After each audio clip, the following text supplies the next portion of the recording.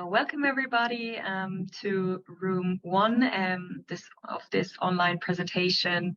My name is Franziska Pössler. I'm a research associate at the Institute for Ethics in AI at TU Munich in Germany. And I have the pleasure to moderate today's session. And the topic of this session is ethical decision-making and responsibility. And we will have three different speakers. First, Jason Borenstein, then Samuela Macchiaori, and then Chervin Mirza Ghazi. And each speaker will give a presentation of around 20 minutes. And then we'll have 10 minutes each where you can ask your questions. And we will start with Jason Borenstein, who is from Georgia Institute of Technology.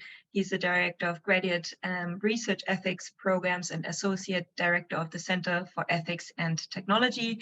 And he will be speaking about from human-human interaction to human-robot interaction, which facets of ethical decision-making should inform a robot. The stage is yours. Thank you. Thank you for the introduction, and thank you for the invitation to speak today.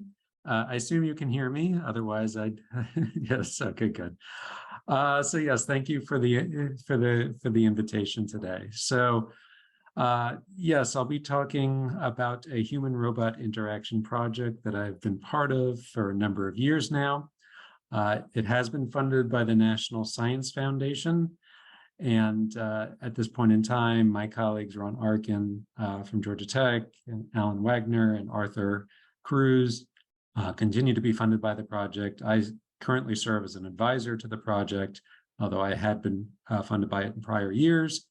And the reason for that, and I have to disclose this on the front side, is that I am currently a program officer at the National Science Foundation. I'm essentially on loan from Georgia Tech to the National Science Foundation, but my capacity here today is as a Georgia Tech faculty member. So I am not representing NSF, nor should any of my comments reflect the views or opinions of the agency. So again, I'm here with my Georgia Tech hat on. And as I start this presentation, I would like to acknowledge two additional students. So Arthur Cruz, who I mentioned on Mello Cruz, is a graduate student at Penn State. He works with Alan Wagner, collaborator and professor there at Penn State. But we also have two additional students who have been contributing significantly to our work, to this project. Shenkang Chen, who's at Georgia Tech, along with Cantuan Rogers, who is at Georgia Tech as well. So again, I'd like to acknowledge their contributions to the overarching project that this presentation is a part of. So this will give a sense of the plan for today. So essentially, I'll scope out a bit of the robot ethics enterprise, some of the goals or objectives in that space, and then narrow down the focus to this particular project, the kind of work that we've been doing for the last several years. Related to the ethics of human-robot interaction. So to begin this conversation, and I suspect in terms of this audience, you might be well familiar with some of what's going on here, but I figured I'd at least frame a bit the broader picture of what's helped to motivate this particular project. So many scientists, engineers, and others have tried to go down this road of programming ethics into robots, whether it's a caregiving robot, whether it's a security guard robot, or if you want to include in your definition of a robot a self-driving vehicle, there are, of course, lots of arguments to be had about whether and why programming robots is justifiable. So in terms of among the reasons, or among the goals, I should say, of why ethics might be programmed into robots are listed here. And this is not intended, of course, to be exhaustive, but it is intended to capture some of the main reasons or goals underlying this enterprise. So, of course, safety might be the underlying goal. So one definition of ethics in this sense is trying to program robots to make sure that they don't harm human beings.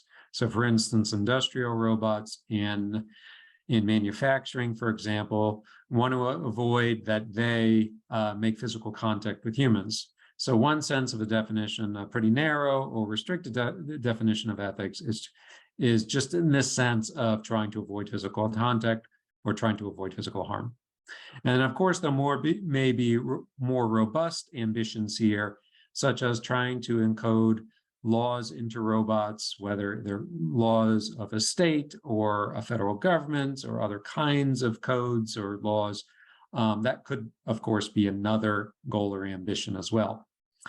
Now, I'll point your attention to the two bottom ones, item 3 and item 4, essentially trying to get to the stage of, can robots get to a stage or a level of development where they start to reason or make ethical decisions in a manner that's roughly akin or similar to humans? So essentially, that's where this project is situated, is could robots potentially mirror, perhaps in limited or restricted context, could they potentially mirror the ways in which humans make decisions? So again, we're largely in the project I'll describe here today, hovering around item 3 and item 4 on this list. So in terms of this kind of goal of figuring out whether a robot could potentially act in a way that's ethical, perhaps akin or similar to the ways that humans behave and the ways that humans behave between one another in human-human interaction.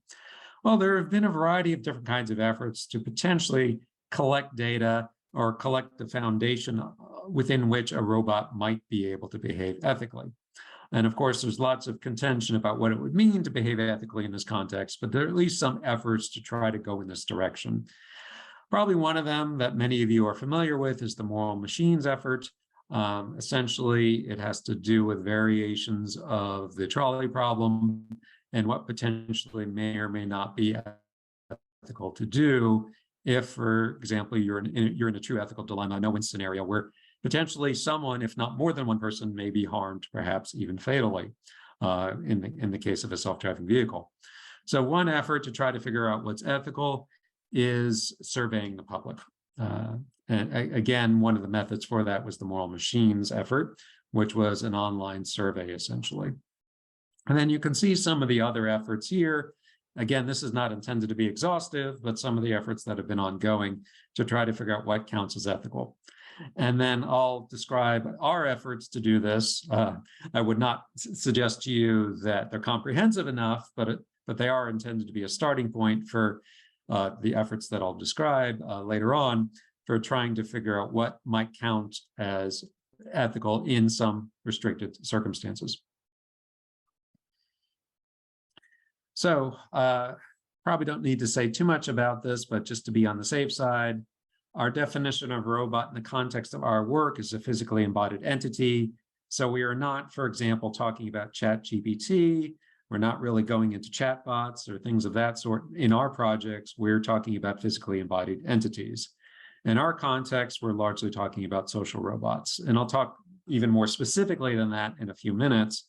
But we're essentially trying to figure out the parameters within which a robot should behave in social contexts, like serving as a friend or a caregiver for a human being.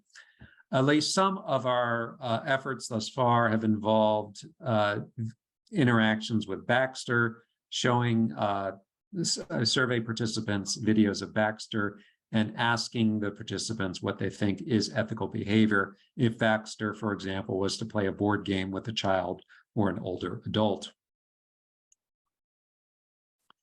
So to go into the project more directly, what we've been doing is asking a collection of participants, and there'll be two main clusters of participants I'll talk about. One is average American adults, for lack of a better way of describing that. So an average American adult, what would they think is appropriate behavior in a set of given contexts? And we also asked ethics experts, which we used being a professor in a philosophy department or teaching ethics courses as a proxy for being an ethics expert in this context. But essentially, we asked average American adults and ethics experts what they thought may be appropriate in a collection of scenarios. The main scenarios we've focused on in our study is game playing. So in that scenario, we were asking what would be appropriate for an adult to do when they're playing a board game with a child. That's how it started. So for instance, an adult, let's say it's a 30 or 40-year-old adult playing a board game with a relatively young child, presumably the adult would win every time. Playing a game such as Connect 4, for example, which is largely the one we focused on in our study. So would there ever be occasions, for example, that it might be okay for the adult to throw the game in the hopes that the child would persevere and learn the skills of playing the game? So that's what we're hovering around in this project is it ever okay in these kinds of scenarios, playing a board game, teaching in the second scenario an older adult how to sort pills into a pill sorting container, or thirdly, trying to teach a child to learn how to swim, is it ever okay to use deception? So we were trying to figure out through a collection of different kinds of surveys what ethics experts thought and what average adults thought. Now, I will caution or add the caveat that we have not asked the ethics experts about the swim lessons scenario because that was added later, but we have asked average American adults about all three. So ethics experts, we've asked about the first two, and for the average American adults, all three of these kinds of scenarios. So this is what I was just describing in terms of the three scenarios. So I'll just say a few more details about this, and I'm certainly happy to answer whatever questions during the Q&A. But in the game playing scenario, it was initially established that it was playing a game with a child.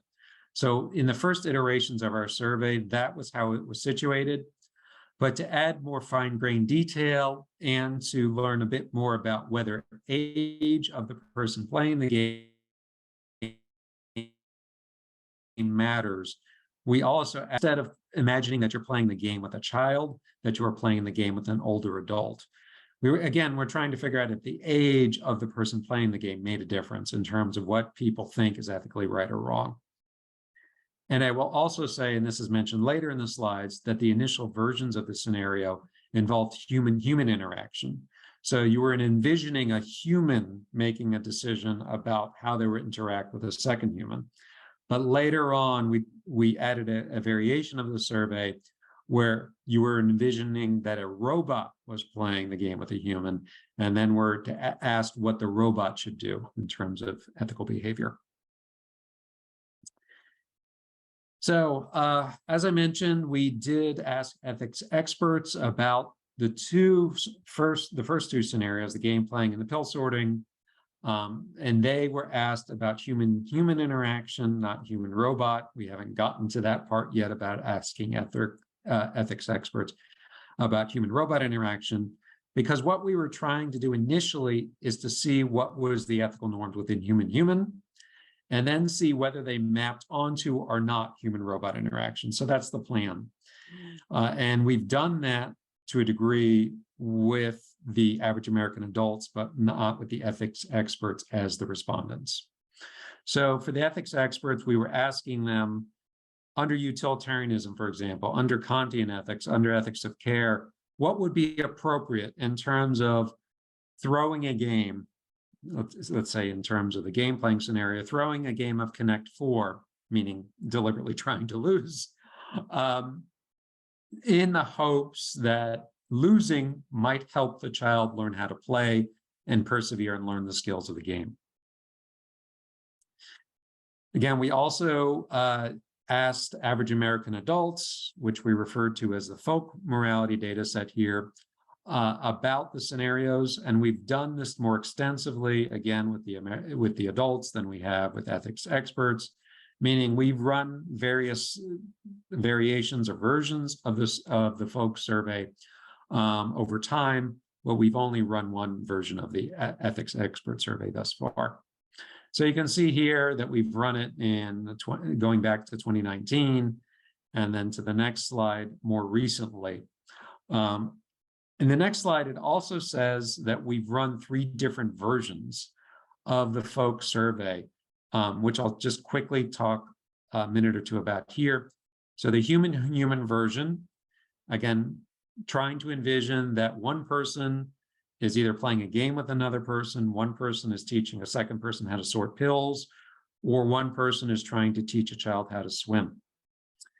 Then later on, we modified the survey to envision that it is a robot that is serving in the capacity of playing the board game, teaching an older adult how to sort pills, or teaching a child how to swim. And I'll explain a bit why the swim lessons emerged. The reason for it is, so that was a later addition to this project, not initially part of the project, the swim lessons. We were trying to approximate the level of risk and danger that failing to sort pills might convey to a child or might bestow upon a child. So in other words, the pill sorting example was supposed to convey a relatively serious dire risk if, for example, an older adult does not learn how to sort pills correctly into a pill sorting container. Let's say if it's their blood pressure medication or their diabetes medication, etc. If they don't learn how to sort their pills correctly, it could have pretty dire consequences. So we were trying to find a rough approximation for, well, what would have pretty dire consequences to a young child if they did not learn the task correctly? Understanding that swimming lessons is not a perfect approximation for sorting pills, but we couldn't find an exact approximation for pill sorting for a relatively young child. So we ended up with swim lessons. And I could talk more about that in Q&A as you'd like. So here is just some quick data from what we've derived from the last set of surveys. I will say we're still processing this data for statistical significance. So if that question comes up, I will say that's in the works to figure out whether there's statistically significant differences in the different scenarios. But what you are seeing here are a subset of the data from the 3 sets of surveys we've conducted over recent months in terms of trying to figure out whether there are differences between if it's a human interacting with a human, another human, whether it's a human interacting with a robot. And one version of that is we did not have any videos to accompany the survey. And then the third version is a human interacting a robot, and the survey respondents could see a video of us approximating what the interaction might be like. So a robot playing, for example, Connect 4 with a child. Now, the data here are only for the open response portions of the survey. There are also Likert scale kinds of question items, but these are the open responses. So you could see just a sense or just a small sampling of the data that we're currently analyzing. So we're pretty early into this, into analyzing the data from the surveys that were conducted. This data set is from this year. And I know in the interest of time, I probably need to move it forward. So I know I'm running out to get close to the quick Q&A session portion of this. So here's a couple sample questions across the different surveys. So you can just see there are a bit of a difference between what we did with the folk version and what we did with the ethics expert version. So essentially with the folk version, we did not ask them to specifically ground their decision in an ethical framework or an ethical theory, but with the ethics experts, we did ask them to try to apply utilitarianism, Kantianism, etc. So that is a bit of a difference across the 2 different data sets in terms of how we ask the questions in the surveys. So among the things that we're hoping for out of this work is to figure out whether contextual factors matter in terms of what might be right or wrong. So among those contextual factors include age. So does the age of the person the robot, for example, is interacting with make a difference?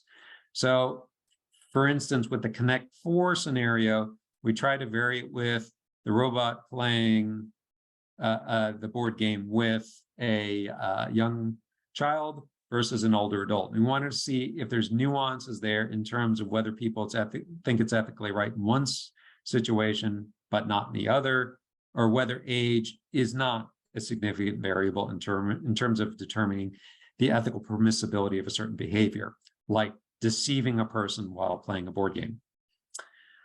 Another factor we were trying to look at, especially with the Connect 4 scenario, the game playing scenario, is does the type of deception matter? And in that scenario, the two main types of deception are just throwing the game, meaning allowing the other person to win deliberately, so playing badly, versus allowing the other player to cheat. So in other words, if you're playing the game with a young child, Connect 4, does it matter whether you, the person playing the game, throws the game deliberately, or you just don't say anything when the young child tries to cheat to win? Emotional state of the person that you're interacting with. So whether they're calm or frustrated is the main emotional states that we were trying to look at, whether it's the game playing, the pill sorting, or jumping in the pool. Does that change the moral analysis, the moral assessment of what's appropriate to do? So for example, is it morally better to deliberately lose a game at Connect 4 to a young child if the young child is calm versus frustrated? Does that make a difference in the moral assessment? And of course, level of risk. And I will try to wrap this up relatively soon to have time for questions, but the level of risk to the participant. So in the game playing, they might not acquire certain types of skills. But the pill sorting, again, I already alluded to this. If you don't learn how to sort pills correctly, that could have dire risks in terms of not taking the appropriate medications. And then again, this is all hypothetical. We have not exposed any human beings to risk here.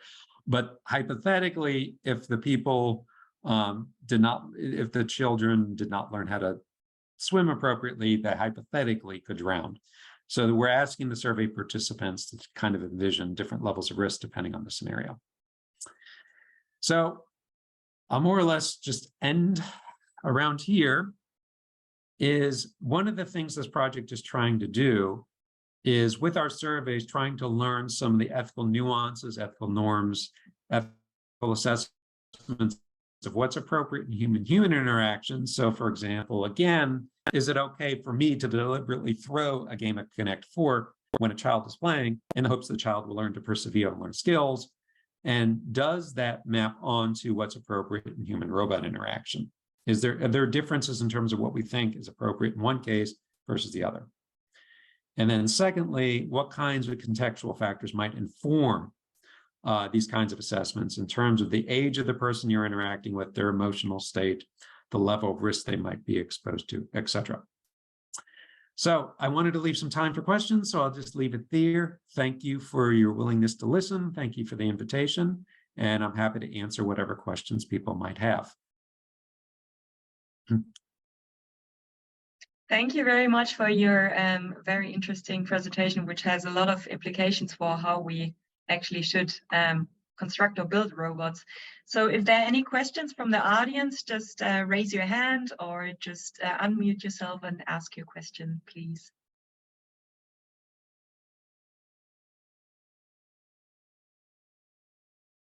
Yes, Sailu. Thank you. Thank you. Can everybody hear me? Okay, awesome. I can hear you. Thank you very much. This is a very interesting talk. Can we, is it possible to go back to the slide where you had high risk situations on the left and low risk situation on the right, and human to human interaction on the top and human machine at the bottom? Was it you mean the data slide? Yes, thank you. Right. So yeah, this is really interesting data. I wonder, so like the really one of the ways I'm receiving like this data you found and kind of really the talk you're giving is maybe, you know, in society we think of human beings as being superior at teaching. Basically, is this right for you? There's more involved in teaching, especially the teaching of ethics. That's the transmission of information. Machines are good at perhaps making calculative decisions and then like spitting out an outcome. But sometimes we do things that are seemingly against the rule, like for example, throwing a game to a child.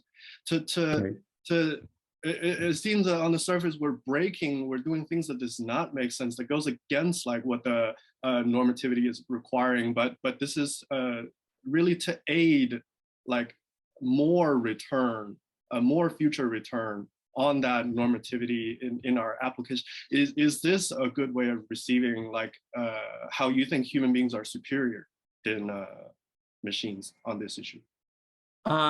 Meaning that we're able to pick up these kinds of nuances that maybe a machine can't, because it would be difficult, Yes. for example, to encode it or formalize it. Is that, yes, is that perhaps we even have traditions in among teachers in different countries. Perhaps there's traditional teaching techniques or things like that. Perhaps the practitioners themselves don't even completely understand the benefit of those things, but somehow over time they pay off. Right. And I'll just express my view here, not necessarily the view of the team, but I would say that, yeah, humans do have these capacities, abilities that in my view, robots are pretty far from having, like capturing the nuances of context, capturing the nuances of, for instance, the child's emotional state, or just having more familiarity with the child and knowing what they can or cannot tolerate. But on the other hand, humans are not necessarily fully in agreement on what's appropriate in these contexts, which makes it kind of messy even for us.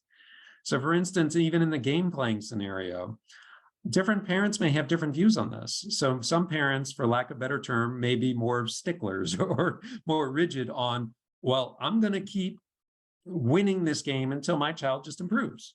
So some parents may more fall in that line of, they think that they should be tougher on the child, that pushing the child to win, that the child just will continue to lose until they improve, versus other parents might be, let's just say, a little bit more willing to accept deception and just try to lose because they don't want their child to get dispirited. They don't want their child to give up.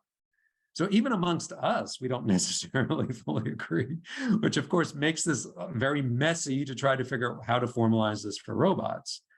But at least one of the things we were trying to do here is to try to get a sense of, are there general norms to be restricted kinds of contexts of interactions, like playing a board game. This does not cover day-to-day life and the kinds of complexities that you're just going to have throughout the day. But in relatively constrained kinds of interactions, like playing a game or teaching a particular task, can we at least find some norms here that maybe, arguably, could help inform what pathway we're going to go down if we're going to design robots to do these sorts of things? So thank you for the question and comment.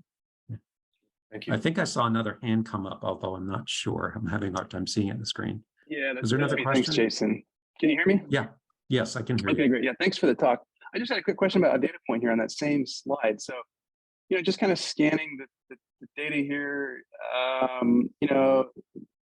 everything's pretty sort of close. I mean, there's some drops in the fill sorting. The one that interested me is on the top right quadrant, the game of Connect 4 with the adults, I guess. It looks like when you showed the video with the human-robot interaction, the percentage of people in favor of playing badly, breaking rules dropped a noticeable amount. And that seems like that's the biggest change in any of these things. I wonder if you all had any comment on that, or any thoughts about that? Yeah, I think we're still trying to figure out whether it's statistically significant adding the videos. It seems to have had an impact. You're quite right. There does seem to be the sharpest change when you add the video. So if you have no video, human, and human robot seem pretty similar in at least some of the scenarios. But the video seems to have an impact. And again, we're trying to figure out if it's statistically significant or what other factors may be at play. Yeah, just that one though is where the big one happens on that. Sorry, just on that one on the top right though is the other video, no video to video, don't make much difference. But that one, we're looking at like what, 18% or something. Yeah, I mean, that one seems to have an impact. So, and something I should have mentioned before, I should have clarified, is these are 3 distinct data sets, meaning these are 3 separate surveys. So the respondents or the participants should have been different each time. So the human with no video was one survey, Human robot, no video was a second survey, different subject population, and so forth with the human robot with videos.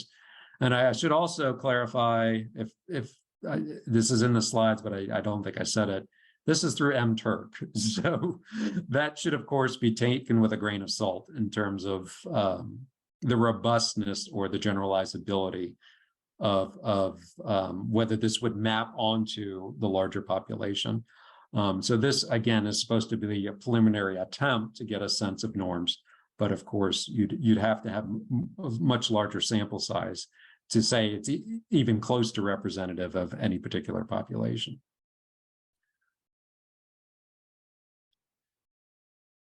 One thing I'll just throw up is my email address if you have any further questions after this. Do we have any more time? Any more questions, or what's the next step? I see there's one last question which we could maybe take. So James Russell, please. Just very quickly, thanks for the presentation, of course.